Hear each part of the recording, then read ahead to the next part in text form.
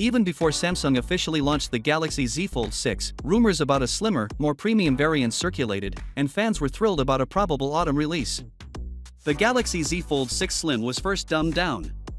This variation claimed to deliver a more streamlined design compared to the standard model, making it a hot topic among tech aficionados, but here's the kicker.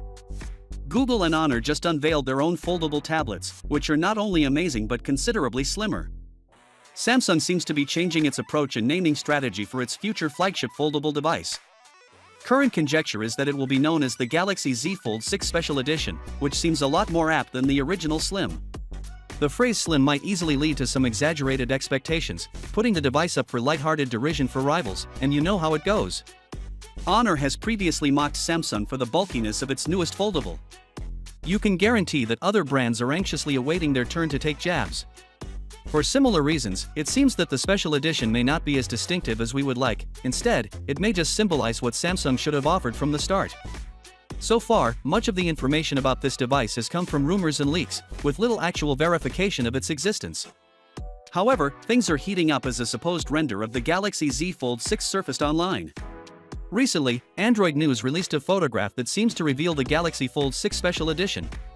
At first sight, it appears a lot like the Z Fold 6, but closer inspection reveals a much slimmer design. According to rumors, it will be 10.6mm thick when folded, which is much smaller than the standard Galaxy Z Fold CXS 12.1mm. While this is an outstanding feat, it falls short of the 10.5mm of the Pixel 9 Pro Fold and the 9.2mm of the Honor Magic V3, both of which set the standard for slim design. The main design is believed to be similar to Samsung's flagship foldable, with some necessary modifications to stay up with the competition.